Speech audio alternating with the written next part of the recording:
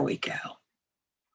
Hi, everybody. As most of you know, I'm BJ. I'm the genealogy specialist at Maine State Library. And tonight I'm going to do part 2 of searching at Ancestry in depth. And first thing I'm going to do is do a quick review and then talk about some new things. Then we'll backtrack and go over the practice sheet I distributed last week. And then I'll show you the new things at Ancestry. So let's start with me getting my cursor in the right place. So as I said last week, and I'm sure you're feeling this even more now, Ancestry is a wonderful resource, but it's also a huge sprawling mess. Okay. And so even professional genealogists get frustrated with it. So don't feel like you're alone in this. However, it's a lot more usable if you really know what you're doing, which is why I'm doing this series, in the hopes that you guys will feel more comfortable and understand more about how to manipulate it to get it to throw up the answers that you want. So one of the things I talked about last week is how it's really 3 parts. And you have the submitted trees and the DNA. And those somewhat interact with, but not really, the records. And we're going to this series is focused on the records, where you're looking at essentially the same thing you would see if you go to a probate office or wherever. But you want to make clear that, that these are the records and you're not just taking somebody's word for something. Although we'll see that there are cases where the records have mistakes. So, so I talked about indexes versus extracted records versus transcribed. And we'll go a little more into tonight about which records are covered in a database and a fielded versus full text search. Although some of the fielded versus full text may not happen till next week. The big thing is you want to be flexible. You want to play around with what data you're putting in to see what records you'll get back. Sometimes you'll want to drop a first name. If you're looking for certain things, sometimes you'll want to drop the last name, especially if it's something that's easily mangled by somebody, and so on. So one of the things you need to remember is the more you put in those search boxes, the narrower your search will be. You'll get fewer results because you're telling it you need it to match the first name and the last name and the father's name and the birth date and the death place. And so you're only going to get records that really conform to that. Whereas if you, oh, come on, computer. If you put less in and you're just looking for a name and a birth date, you're going to get more options. Because instead of just giving you the people who were born that year in that county whose father's name was Robert, it's going to give you the ones where the father's name was Thomas and John and James as well. Is that clear to everybody? How you get the more you provide, the fewer results you'll get. And we talked about submitted, indexed. Think of it this way. Submitted records are kind of like, when you go to the movie theater and there's a poster out front, you get, you can tell who's starring. You can probably tell a romantic comedy from a science fiction epic, but you're not getting much beyond that. The indexed records are more like the listing in the newspaper that gives you a plot summary and a bit more. Whereas then like the transcribed is like getting a script, but you're not getting all the special effects. And then the digitized, you're getting most of the special effects. And so you're really aiming as best you can to get down to the digitized records. And Ancestry doesn't really have transcribed or original records. The problem for many people is they find a submitted record or an indexed record and they stop there. The submitted records are the family trees, and they can be a great clue, but that's not your source. You want to find your way up. Probably should have done this in the other order, but you want to dig down to the digitized record. Does that make sense to everybody?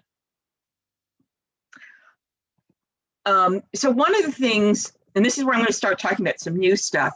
I heard somebody say this the other day in a program I was in, and it made a lot of sense.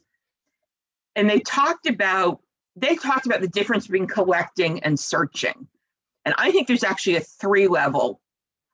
Collecting is what we all do to start with. We just sort of grab all the records that might possibly be our family, right?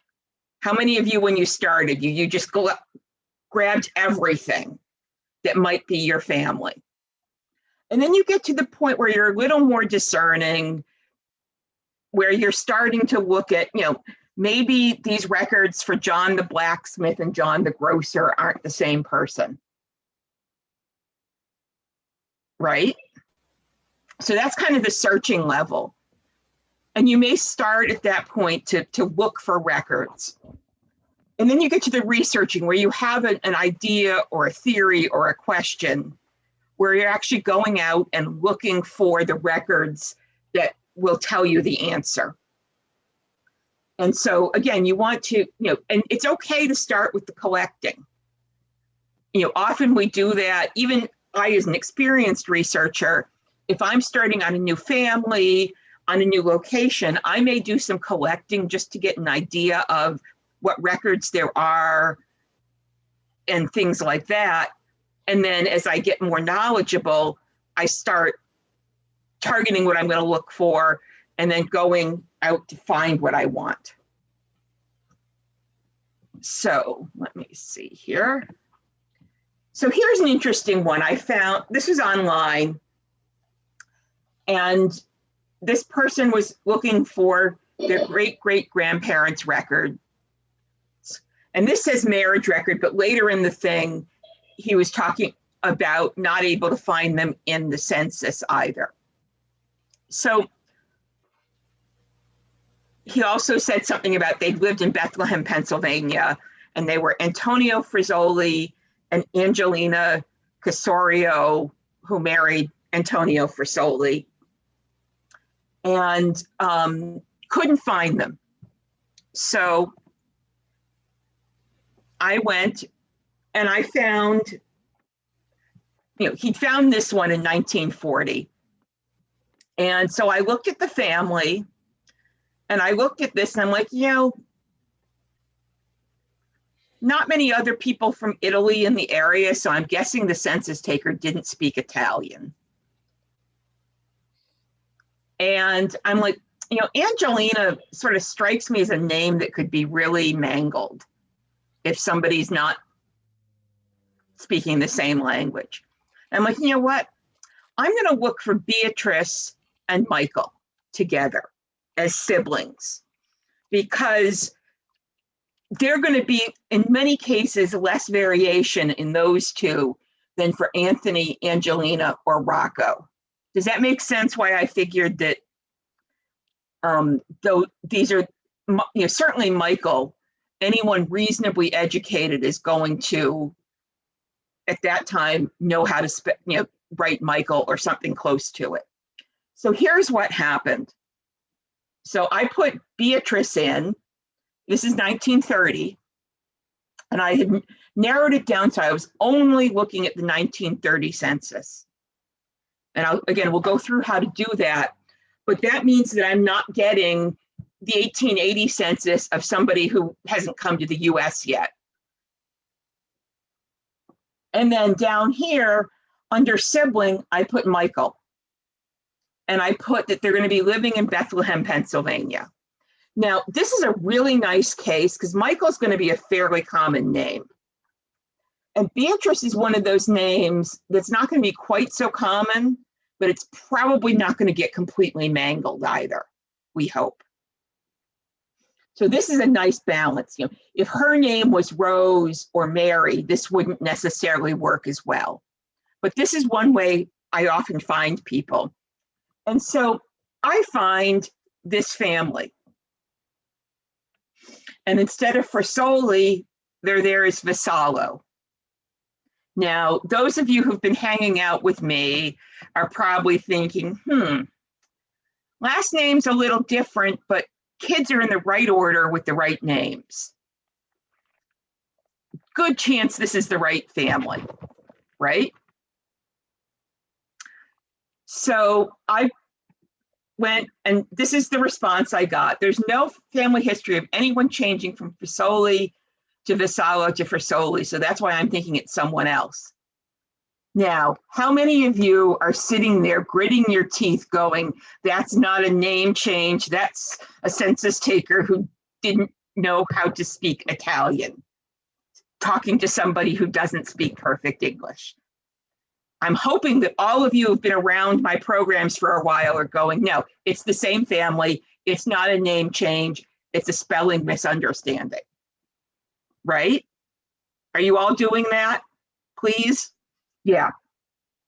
So again, even after I left out my whole explanation here, but this person still kept in that mindset of why would they change their last name like that?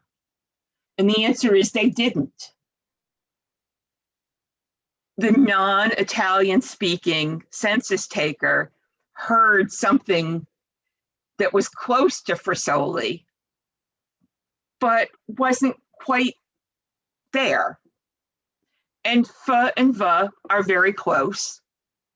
And particularly, if these people had been, if this family had been working at the factory and they're home trying to make supper and get to bed so they can get up and work 12 hours again the next day, you're not going to take time to correct this guy.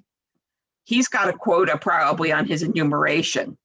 So anyhow, so I went and looked, and it is that, it does say Vassallo, but all of the data was right. I clipped it off here, but occupations were right, and so on. So let's go back another 10 years.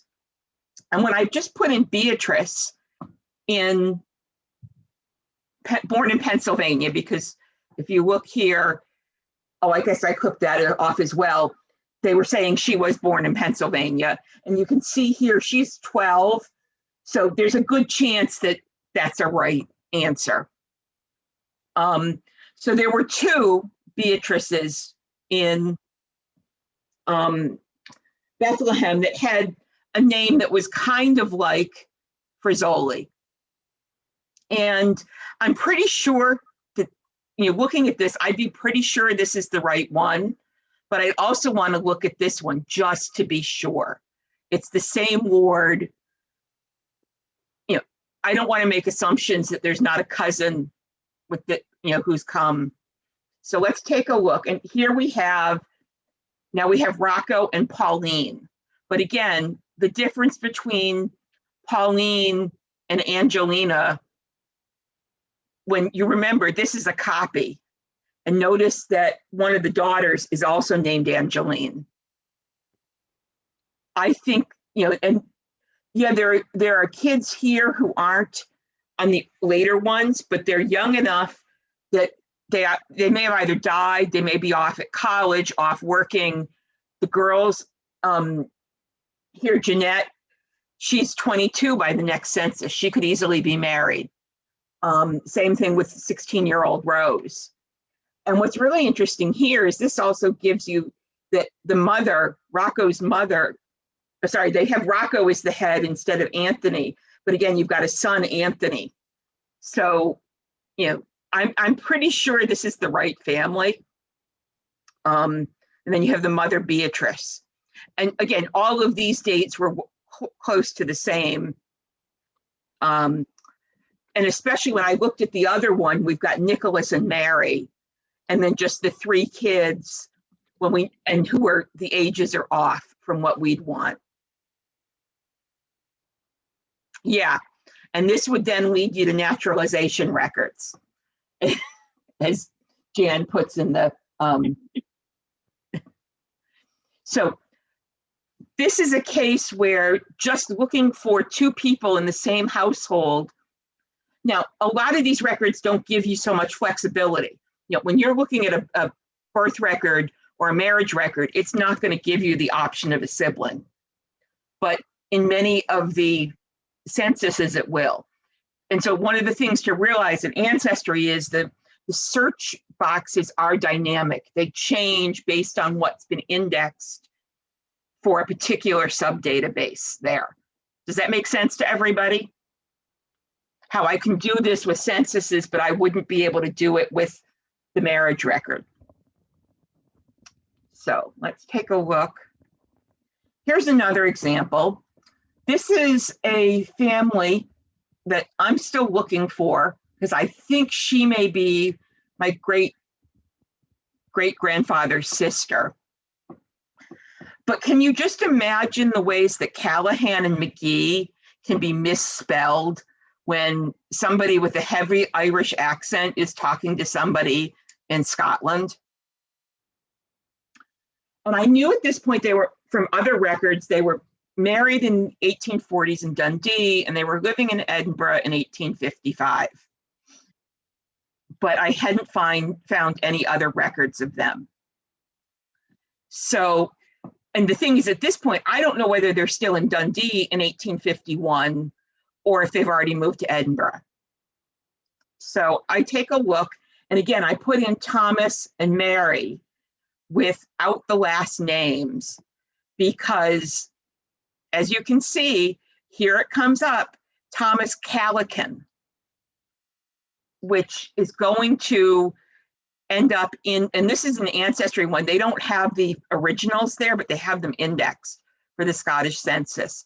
And I have found that they're a little better than Scotland's people for things like doing this kind of search by just first names. And I had to look through about 3 pages of results to find this, but having then gone and found the original at Scotland's people, you can see it's Thomas and Maria and 1 son, and I'm 95% sure it's the right family. But as you can see, Callahan, look at all of these variations you get. But that's one reason it's nice, at Scotland's people, it much more forces you into having some surname, whereas Ancestry doesn't. So the other thing you can do in Ancestry is search by place. And there are 2 different ways to do this. And one is through the card catalog. And I'm going to show you this after we go through the practice. And the other is you can find records that you can then browse and narrow down to the location you're looking for, because their catalog is nowhere. Their catalog is better than it used to be, but it's, I will tell you right now, it's not. If you've used the one at Family Search, the one at Ancestry is not as good.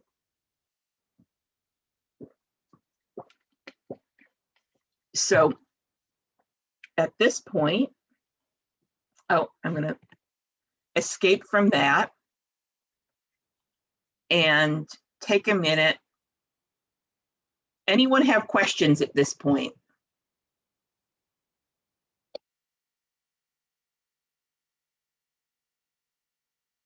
No questions. Oh, okay, let's do this. Let me pull up Ancestry and share my screen again.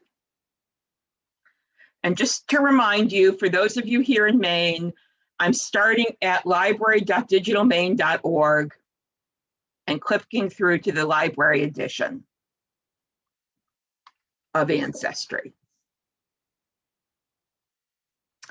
So what we're going to do now is I'm going to pull up my copy of the practice sheet so I can remember what I put on it. And I will tell you, I chose most of these to demonstrate particular things, okay? So the first one I asked was, what religion were the parents of John Thomas William Edward Harrison? Anybody want to take a crack at, did you guys find the record for this one? Yeah, Methodist? Yes. So let's go in and we'll go into the search and we're going to go straight to birth, marriages, and deaths. If you're just doing the collecting, it's okay to start at the full search. But once you get to the point that you have some idea what kinds of records you're looking for, 80% of the time, I'm going to tell you that you're better off drilling down at least to this level, if not further. Okay, so let's put his name in. And Scout is here trying to help me. Now, this is a case where this poor guy, if he had any one of these names and that last name, it would be almost impossible to find him because there'd be so many other men with that same name. Fortunately, by the time you get the combination of all four of them, there's only one of them, if I remember correctly. And so here it comes up right as the first thing. It's also the second one. And what you're going to find is this one is an index record. Often when it says select or extracted, not always, but often you're going to get something like this where you're not getting the original record. Now, one nice thing here is it tells you what family search film number it's on. And so it doesn't tell you where on the film, but it tells you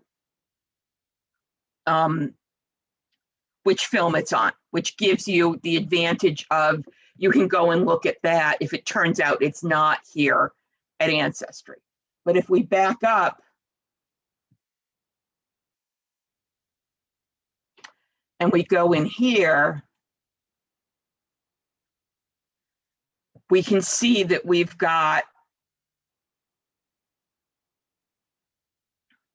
this. And let's take a look here. So here we have John Thomas William Edward, and you'll notice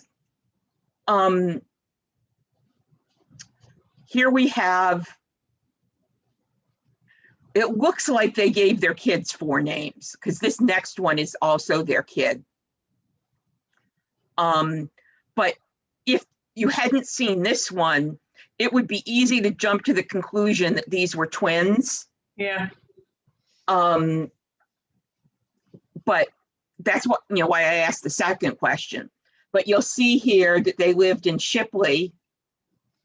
Now this is nice. Instead of giving the age, they actually give the birth date. And what's interesting here is they did not baptize these children immediately. So I'd be curious what happened that they didn't baptize them at birth the way most of the other children on these pages were. If this were my family, I'd want to look into, had they moved, had they changed churches, things like that. So one of the nice things about Ancestry, if we go back here, let's go back to this. It is worth, there are a couple things going on here. One is, it's nice, they tell you that they're actually working with the West Yorkshire Archive Service. And so it may be, if this were my family, I would probably at this point go to their website and see if they have things that are not at Ancestry, that they've digitized, not in association with Ancestry. Does that make sense to everybody? And then the other thing I would do and this is the second half of that question, I would go looking through here and see, you do get, because it's late enough, you do get a civil birth registration in addition to the baptism. And if you go into a couple of these, you get you get his full names. So there are other records there. And there may be others you would want to look. They don't always pull everything for this suggested records. And sometimes you will get things that aren't related, especially with a common name. So, I would want to double check that this is really the same John Thomas Harrison, but this John T.W.E. Harrison, I'm pretty sure is going to be the same guy. You'd want to, again, double check, but goes for there. Yet, and you will find, I see Jan has the comment about circuit. That does happen, that you will get in locations that weren't served by a minister permanently, where there wasn't a settled minister. And the Methodists are notorious for that, especially early on. They were a minority, and both in rural England and in the rural US, they did circuits. And the downside of that is that in a lot of cases, the minister kept the records that he generated. They did not get stored in an archive. Whereas, Episcopalian, Presbyterian, Unitarian congregational records often stayed with the church and then got transferred at some point to the denominational archives. Same thing with Catholic records, but with a lot of the early Methodist records were not. So, okay. So anyhow, that's that first one. So let's take a look at George Cox. So let's go back, and again, it's a census question, so let's just go to census and voter lists. And so I'm going to put in George and Cox. And now I gave you the clue that he was born in 1861. Mm-hmm. And that in 1891, and I'm going to put it in here, he was living in Sissinghurst.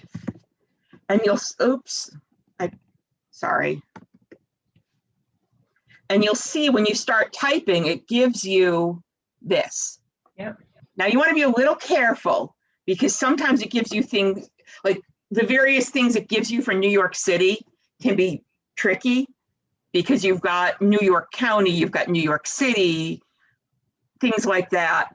I once had someone who was not finding someone because evidently she kept choosing Philadelphia Navy Yard instead of Philadelphia as the city. And so, the Navy Yard is not going to have birth records for the city of Philadelphia. So you want to be a little careful, but in this case, it works. The other thing you could do, if you didn't want to do it this way, you could have gone into here and drilled down to the 1890 census. And I'll show you how to do that later. But let's just do this. And there he is right at the top. And again, if this hadn't come up at the top, you could go here and click on 1890. And then scroll down, and somewhere there's the 1891 England census.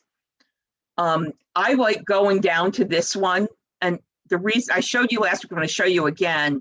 See what's here? This is kind of hard to skim.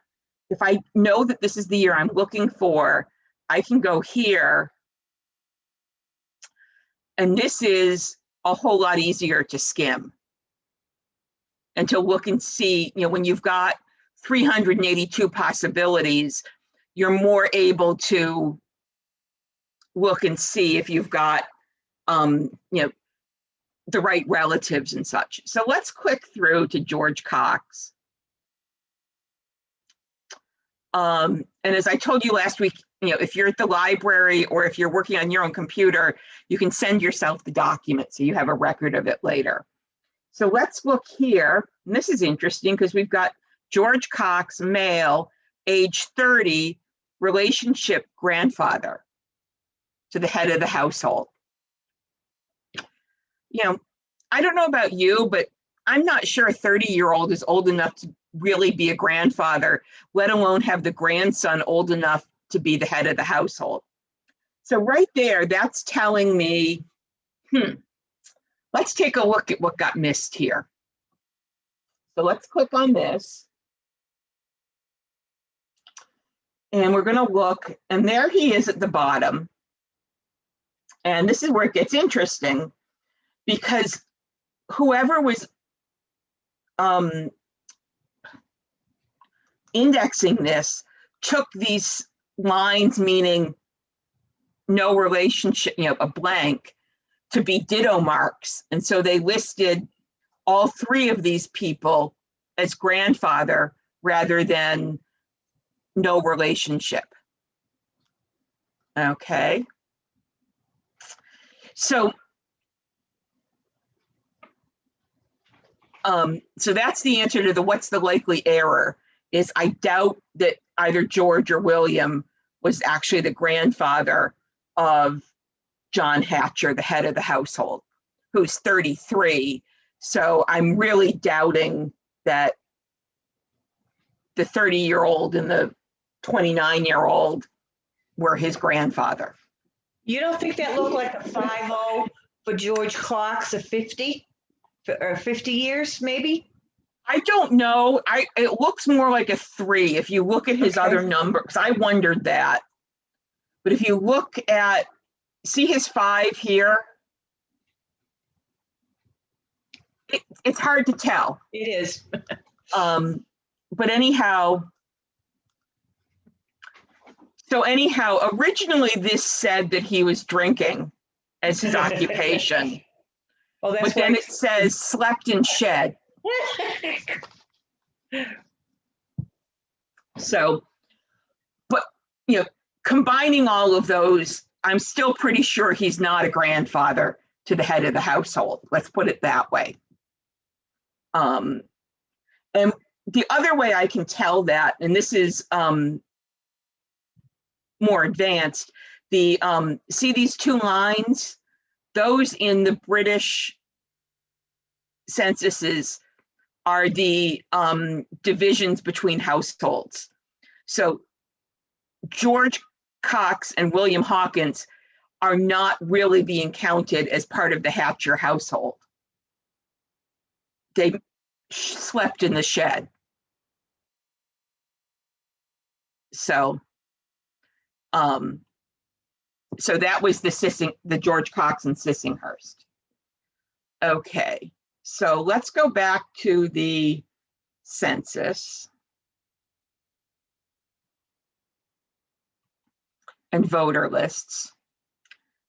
And let's put in Albert Leroy. And at this one, it's an uncommon name, so I'm not giving you much, but so what I'm going to do is, instead of, because I didn't give you any location or anything like that, let's go down to the 1900 census. So we know that we get that one. And what you'll see here is, if we scroll down, let's go into the US Federal Census Collection and scroll down. Let's see how they're doing this these days. And there's the 1900 census. And so here we're only searching 1900. And now, if you knew where somebody was supposed to be, you could choose a state and all of that. But I didn't give you that clue. So let's just do Albert Leroy. And he comes up very nicely at the top.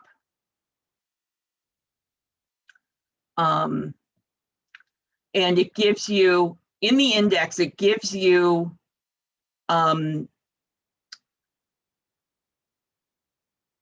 of this. Now, what you need to be careful of is these numbers are not a house number, the way we would think of them on the street. This, they counted the number of dwellings they went to, and this, they counted the number of families. And so there are about 30 houses or so that have more than one family in them. Does that make sense? So, and you can see what they've indexed on this: years married, the father's birthplaces, and you can click through to these people. And let's go here, and we'll find them on the page. There they are. And so this is a case where if there was a house number, it would be in this first column. And this is one reason you want to read the top columns. And if you can't read them, you can just Google, 1900 census categories, and you will find online versions. Or if you go like this, come on, yeah, there we go. It'll come up and tell you what, there we go, the census takers were told to do. So let's take a look at Albert here. And so his wife is Jessie. She'd had 3 children. All 3 were living. And as you can see here, here's a Martha Putnam. She'd had 8 children and only 5 were living.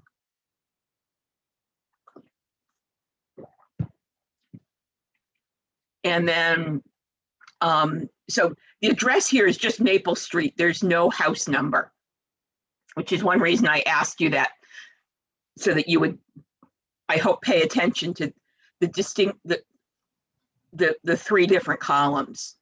Does that make sense? Hey, BJ, my maternal grandmother was born on Maple Street in Danvers. What was her name? Woodman, Woodman. Yeah. And then for the occupation, you'd go way over here for farmer. Yeah. There were a lot of us with roots in Danvers. Okay, so the next one, that I put on here was, we're going back into some older stuff. Let's go here and search. And again, this next one was John Luke, was born in 1615 in Barton St. David, Somerset, England. So we're going to put John Luke here, because you'll notice I did ask what his surname was. So at this point, you want to say, well, maybe Luke is not his surname. And we've got 1615 for his birth. And again, if we start with Barton St. David, and we'll hit search.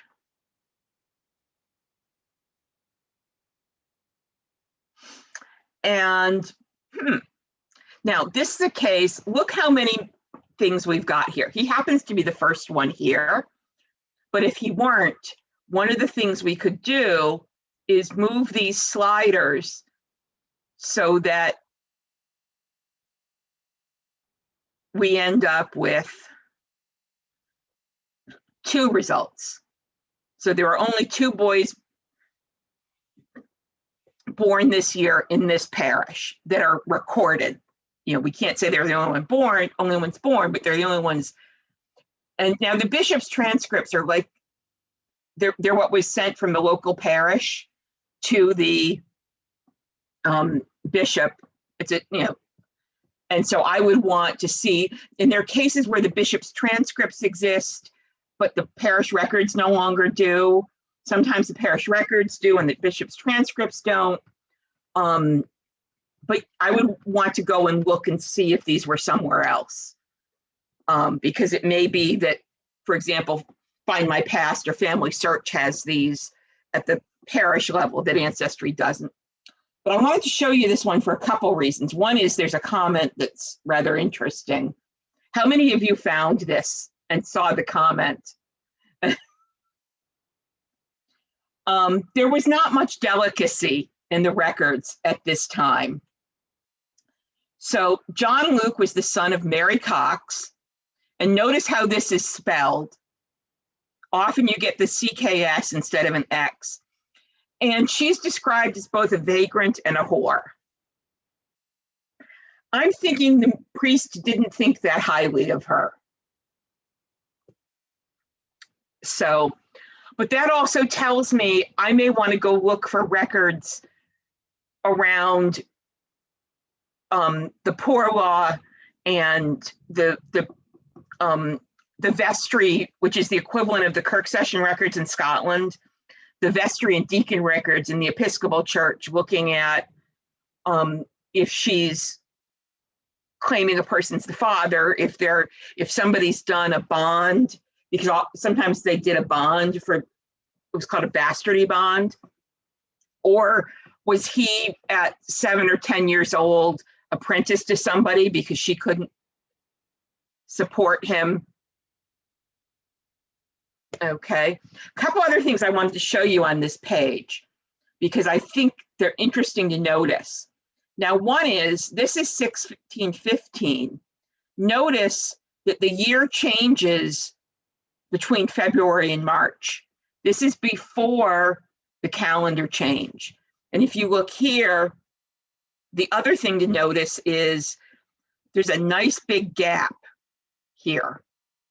Now, whether that's that these don't exist, they were missed, they're put further back in the book because they were done that way originally, and they're just transcribing what's there, you would want to look into that.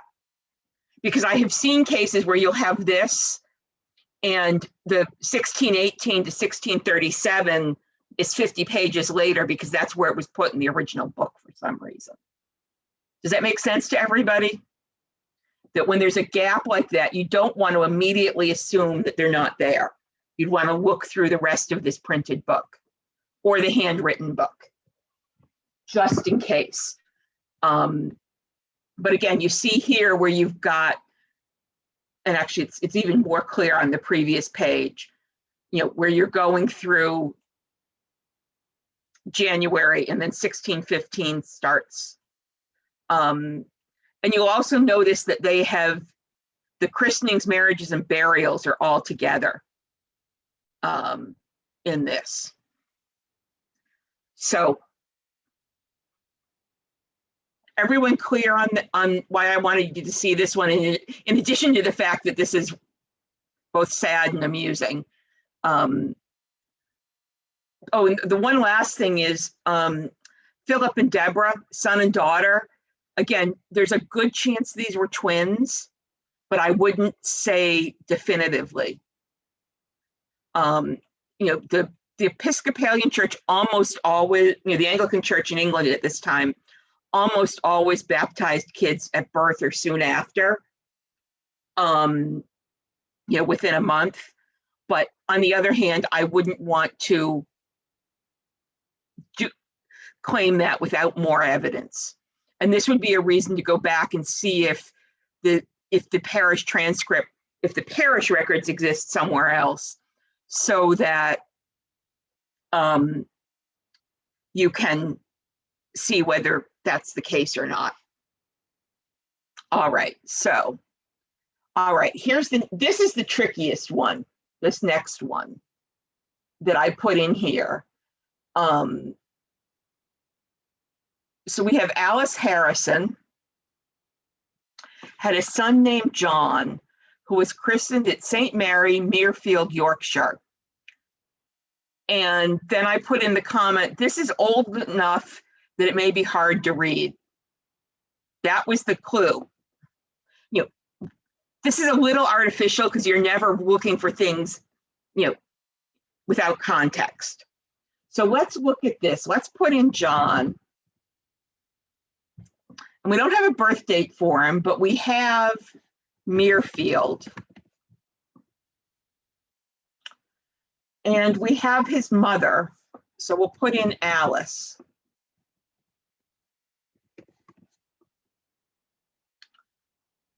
And let's hit search.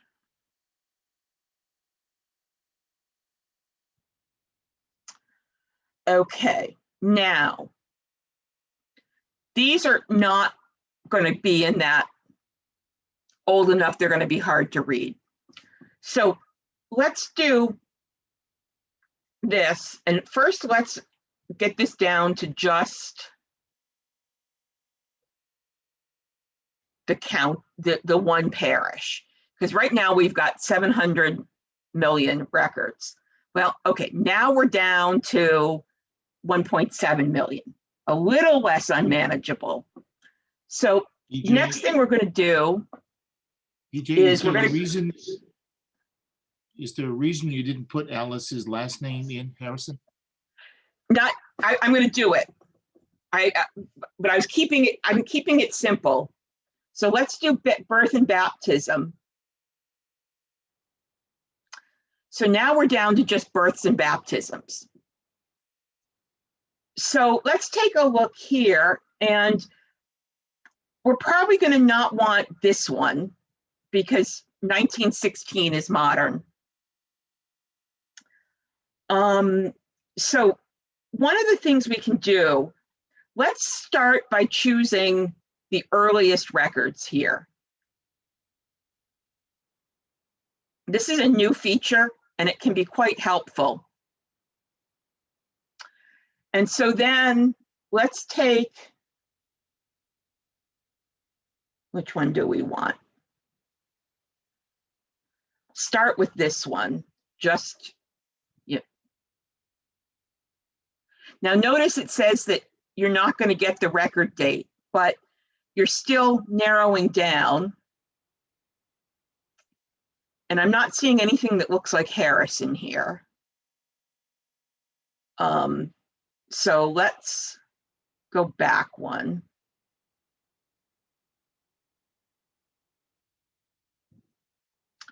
Let's try this one. We're going to look.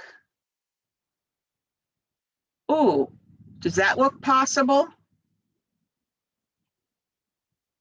So let's put in the view the record. And it's an index record. But it's given us an idea that maybe we want to look at 1585. So let's go back here and edit the search and put in 1585 here and hit search. And there he is. And let's, I think that's just the same one. So we're going to just do this and get rid of that. And here we go. All right, now here's an interesting thing. If we go into here, I think it's this one, and we edit the search, we've got her name. But if we go into this one,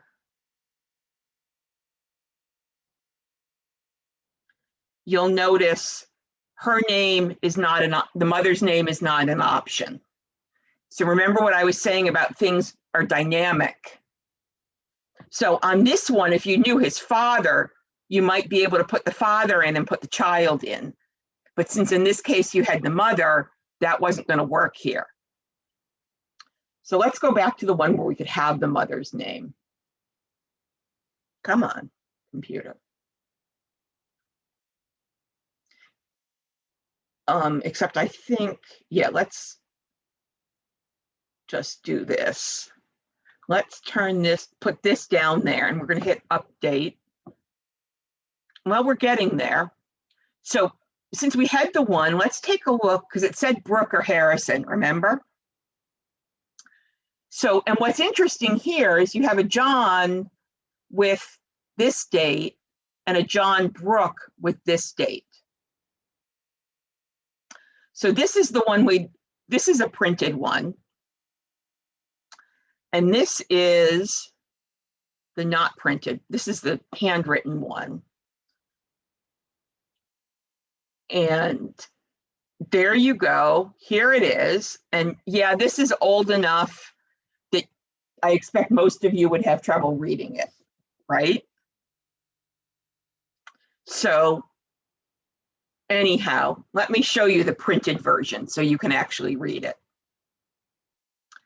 And this is why I didn't put the name in, Wayne, because if you looked here, notice it's got this for the mother, not Harrison. But wait till we look and see what it says. Alice Harrison had a son christened named John, base begotten by one Edmund Brooke of the greenhouse, which is his residence, the 18th day of August. So what they've done, when this was indexed, the person indexing this took this last name and in the index here, put John without a last name on that one, but on the one that was printed, they called him John Brooke, even though he would have been John Harrison. Okay, so this is a tricky one, but that's why I wanted you to see that sometimes the going down into a collection can help you, and you wouldn't have been doing this in isolation. You would have known that, Alice had died in 1600. And so her kid would have had to be born before 1600. So that's the tough one. I went to outer space on that one. What? Question. Sure. I have a question, BJ. How did you know? I got lost with how you knew there was a printed version. Because they both came up. Oh, And I poked through to both of them. And that's one of the things you'll want to do is one, when you have something where you've been sort of fishing and you find the record, you'll then want to go back with the new data and see if there is both a bishop's transcript and a parish record, or the, in the case of here in New England, whether you get both, I have cases where I've had both the town record and the state record. Like in Massachusetts, you get both the one, or here in Maine as well, you get the town clerk version and then you get the copy that was sent to the state. And so that's why I wanted you to look at this one, because I was showing you sort of how to, once we got the date, I went back and found that there were two versions. And yes, Jan's right, the published transcriptions may also be elsewhere. Many of these older parish record transcriptions are out of copyright, so they're going to be at places like the Internet Archive or at Family Search, as well as at Ancestry. So let's do the next one, because I thought this one was funny. So we're going to go to Census and Voter Lists. And we're going to go to the US Federal Census collection. In 1860. And you'll see we're going to take the federal census, not the slave schedule. So we're going to the federal census. And then I said they were, let's see what we've got. So we've got the Walker, well, we can actually go this way. We can go to Alabama. And the county is, I'm not sure how to pronounce this, Lowndes. Southern Division.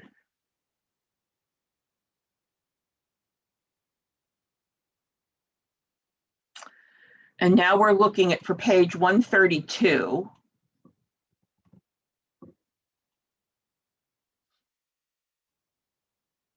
And you'll notice I put 132 in and this is 131. So let's go to the next page. And I'm going to show you the other way to do this in a minute. So here's the Walker family. So we have M.A. Walker, we have Bud Walker, Little Bud Walker, Buddy Walker, Babe Walker, Little Buddy Walker, and Least Walker. So if you think your family's names are bad, at least they aren't this family's names in the census. But let me show you the other way to do this. So we're going to go back to just the 1860 census. And we're going to put in the last name Walker. And I gave you the dwelling number and the household number, which isn't there. So we're going to hit exact and search. And I had said it was the MA, find the Walker family. So you would have, and I gave you the Southern Division of Lowndes County. So you could look here and go, oh, yeah, that's the family here. Here's some of them. It's not all of them, but there's one of them. And let's click through. And there they are. So that's one of the things that you need to keep in mind is there's often more than one way to get at a record. How many of you are sitting there going, well, at least that's not my family on those names, right? But that's one of the things that's, often you will have something where somebody has given you, as you can see, we've got, someone may tell you that they're living in Lowndes County, Alabama, and did a bad citation and just said dwelling number 961 as the citation. And so that's one reason I wanted to show you that if you had that piece of data from something, that you could go back and find it that way. Does that make sense to everybody? I mean, I know the stuff I got from my great-grandfather about his part of the family, he was much more rigorous than enthusiastic, which means that there's a lot of stuff where I have a place but not a date, or a date and not a place, or a page number for a 4-volume set and not the volume number. And so I have to look through all 4 volumes to find the right page number. So this is what happens with some of that. Okay, so let's do just a couple of these funny census ones. Let's go into search, census. And again, we're going to do 1880. Whoops. And so let's look at James Oxford living in Gardner, Mass.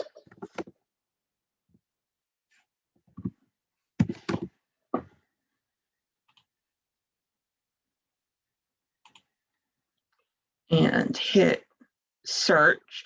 And again, these fields vary, as you saw, based on what's been indexed. So here's James Oxford. And what is his occupation? Laziness to perfection. What do you want to bet his wife was annoyed that he wouldn't wash the dishes the night before, right? And so this is one of those things you want to keep in mind, that sometimes what is right and what's in the record, if you were looking for him as a farmer, you weren't going to find this as easily. So let's go back to another one. And we're going to go in here and I'm going to edit this search. And let's do Bridget Malone.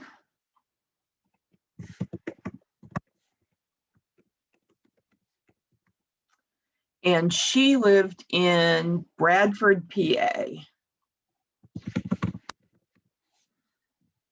So let's do Bradford. Now, see, here's one. Is it Bradford County or is it Bradford, Clearfield, Pennsylvania? I don't know. I don't remember which one it was. So we're going to go with this one.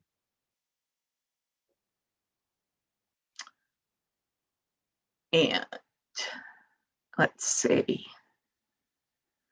So let's go down to here. And the 1880 federal census.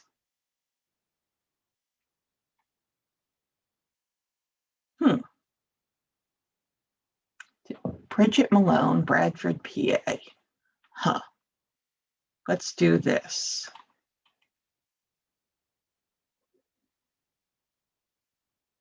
Maybe that's her.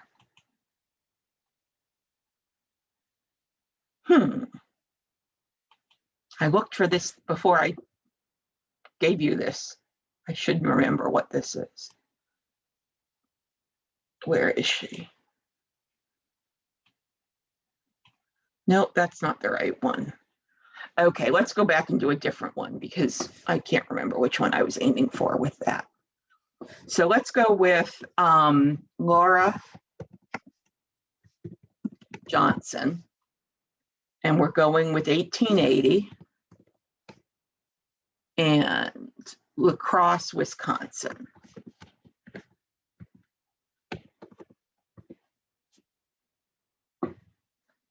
What did I do? Why is La Crosse,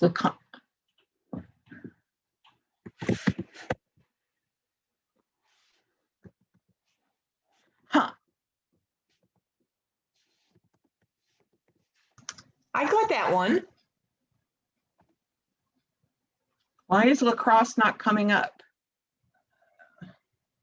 I don't know. I got it. I What don't was her remember. occupation? A saloon keeper. Was that the one?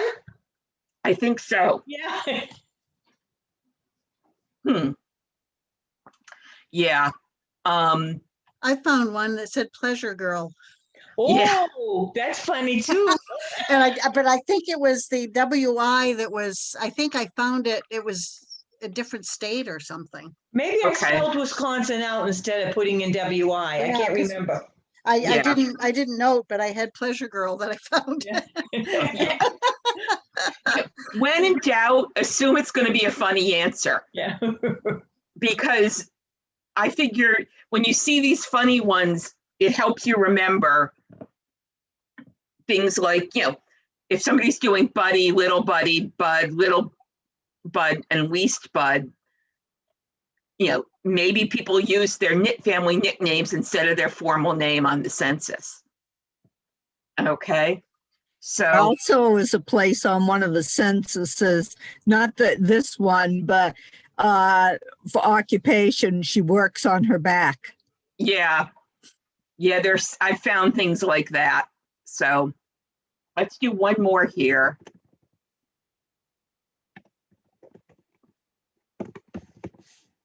And he was in Cincinnati. So one of the other things I want you to get out of this is when you see a record, save it, because things can come and go. And again, here, which one of these is it? One of these, if this were somebody I were looking for, I'd want to, see what, so that's probably not it. He's just at school. He's a pharmacist. Let's see who else we have here.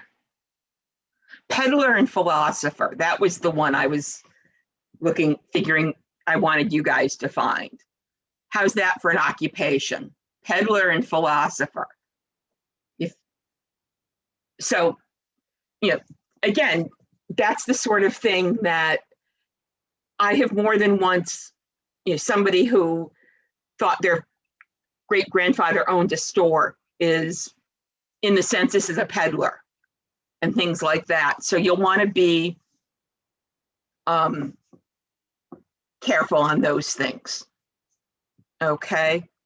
For time's sake, I'm not going to go through the Franklin Delano Roosevelt ones. I will write up the answers to that and send them out because I want to show you a couple other things here. So one of the things you can do, let's go back to the front page. So there are two ways you can get at stuff if you're not looking through the magic boxes here at Ancestry.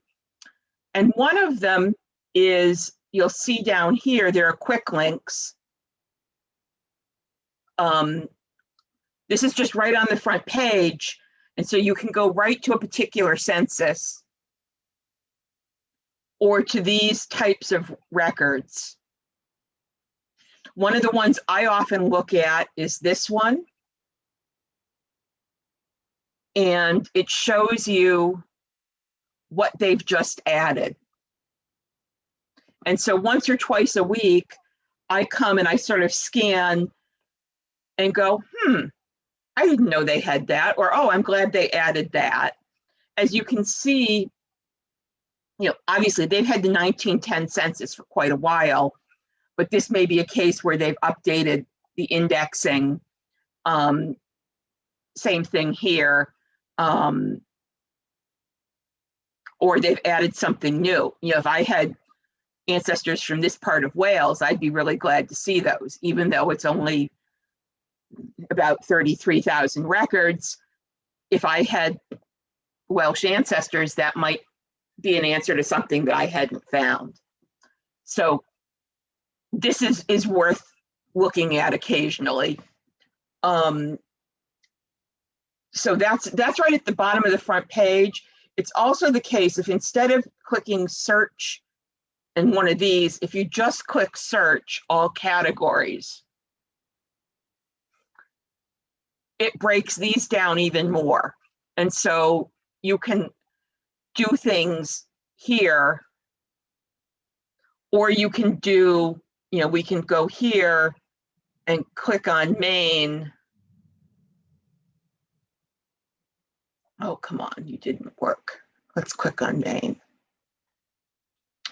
And it shows you, and some of these, that's full US stuff, but it gives you an idea of what they've got and how many records are in each set, which, can be helpful. So let's close that. One of my favorite things they've got that can be really hard to find other than this is the maps, atlases, and gazetteers. So if we click here,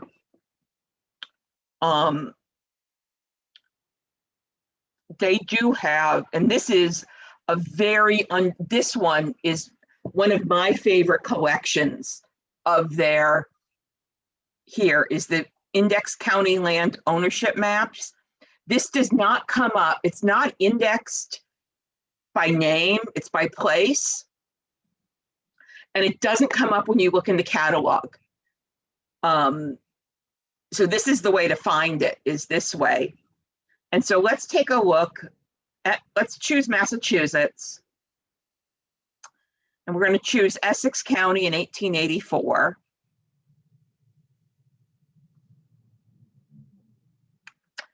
And what this is literally an index to the maps of, and so we've got Danvers on page 46 and 7. So let's see if that's going to be right. Oops. That, yeah, here we go. Here's Danvers Center. And so you've got Prince Street, Walnut Street. And then we go, here's Danvers Port. Here's more of Danvers. And oops, they even have some nice pictures, but you can scroll in and see, for example, that here's somebody named Jay Sullivan, and here's Mrs. Mary Sidmore, and here's a C. Putnam, and they tell you here's a lumber yard, and you can figure out that here's two people named Everly, and a Cashman, two Cashmans. And so this can be really helpful. You'll see that they had 1872 and 1884, which don't quite coincide with the census, but this can be helpful. And then once we're into this, I can click here and go to Maine. And for Kennebec County, we've got 1879. And let's just put in a random page number here. And here we have Clinton Village. And there's East Vassalboro. And sometimes these are easier to read and sometimes they're harder. But I found most of the time, if I know the names that are common in the area, I'm able to read them or at least figure out what they're supposed to be. So here's China Village, for example, and you have Lincoln, Rice, Washburn, Hatch, Washburn. There's the school. There's somebody named Thling and Fletcher. There's the hotel, and that says Mrs. Dow. So there's a good chance she's the proprietor of the hotel. So as I said, the best way to get at them is to just go to the search page, all categories, and then scroll down to the bottom here.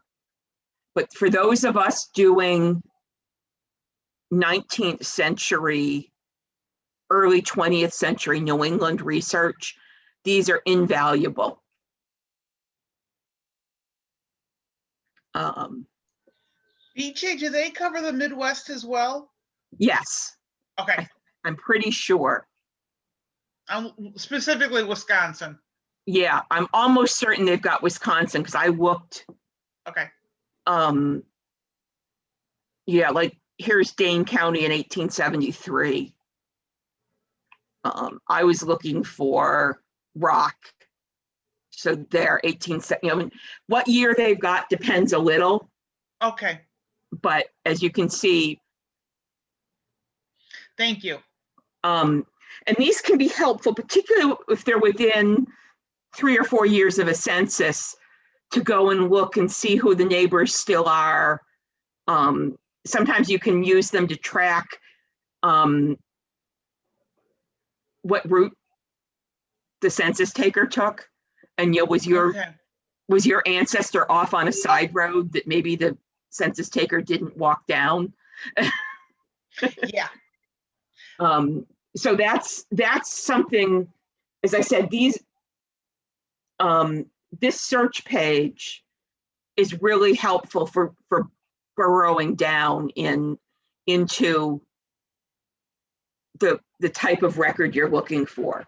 And then I'll very quickly show you the card catalogs. Like here I put in land maps and I got nothing, either in the keyword or the title. So to get to those land ownership maps, you really have to go in the way I showed you. But on some of these other things, you can put in, say, Salem. And it's not very good at distinguishing. Oh, I have Europe here. But you can go in and see some, it's only coming up with 8 things. And we know there are more than that. Now, some of it is it's levels of where they've got it. So like the vital records are actually under Massachusetts, even though they were kept at the town level. If we put in Massachusetts,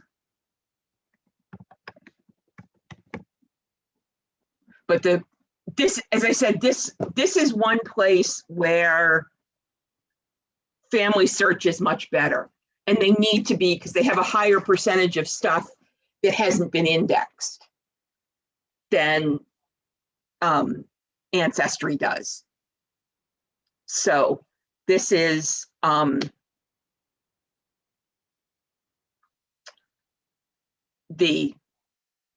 so you see a lot of these, like you get stuff at the state level, like the wills and probates are actually then broken down by county, but they don't come up when you search the county. They come up under Massachusetts. Whereas Family Search has them come up at the level where the record was kept. Does that distinction make sense to you guys? How they've done that slightly differently? But it is worth looking at, because sometimes you will find like Navy General Register of Patients at Chelsea, Massachusetts. I wouldn't have thought that to look for that. So it's worth looking at each level. So, you know, at your town, at the county, at the state level for these records. So I'm going to stop sharing my screen.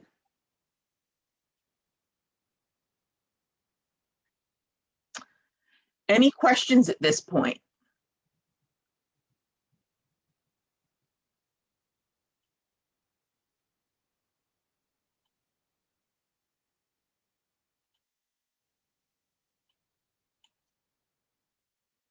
No questions.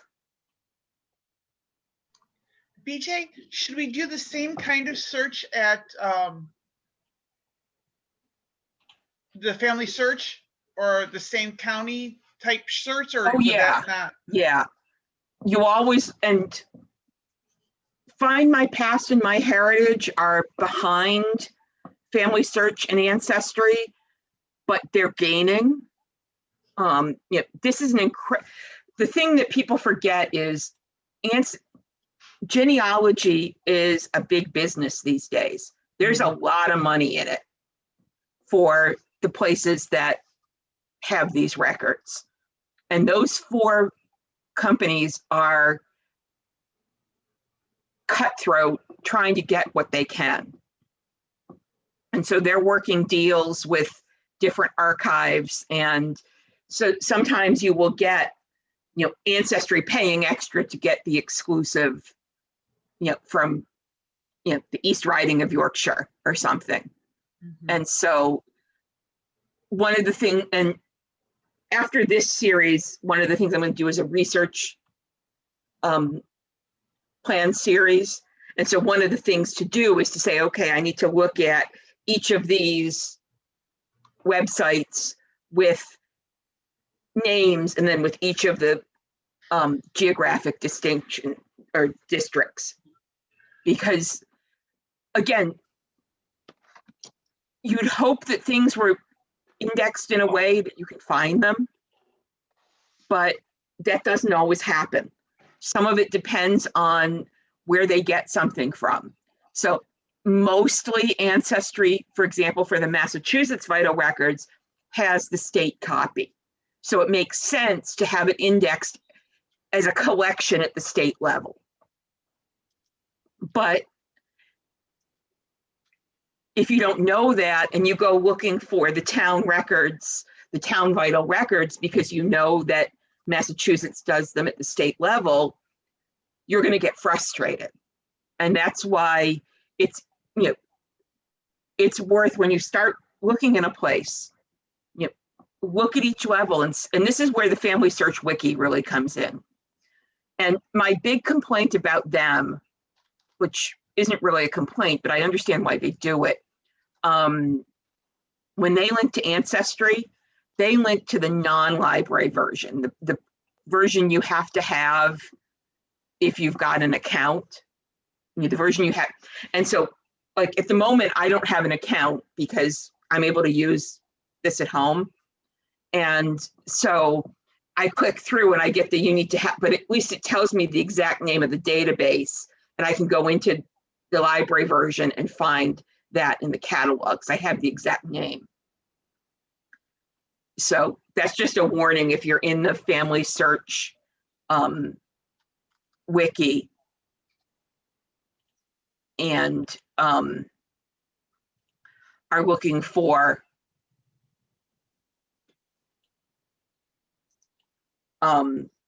something, it's going to come up and tell you that it's not available.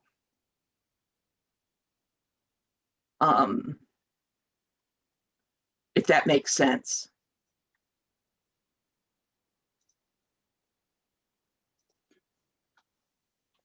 Is that clear? Yes, thank you.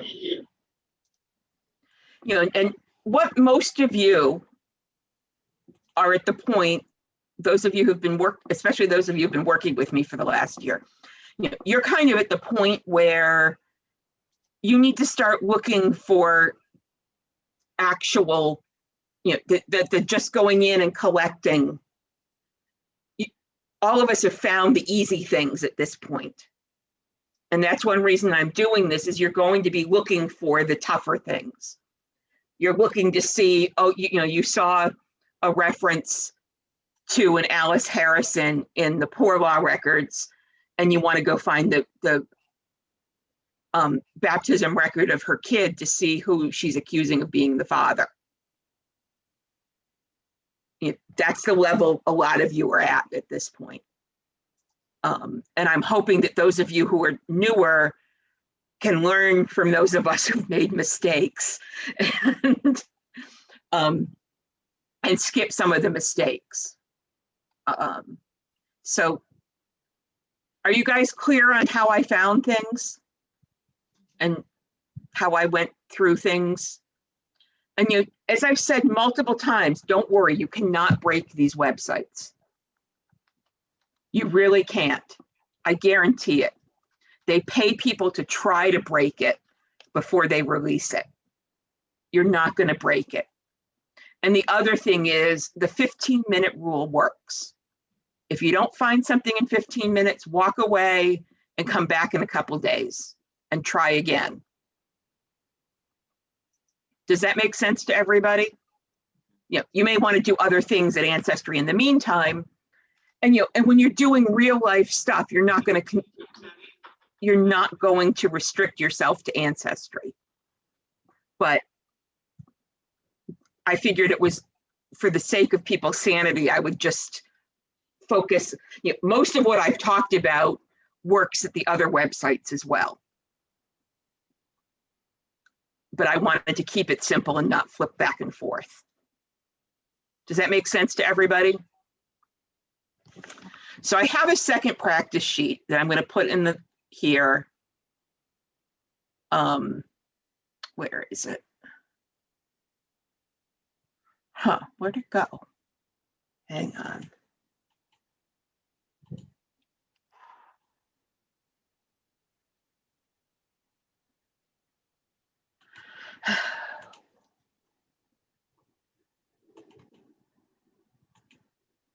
Okay, there we go. Hang on. I had something open that, there we go. And I'll send this out tomorrow with a link to tonight's program as well, so that you can see it. So I'm going to stop the recording at this point. Come on, recording, stop. There we go.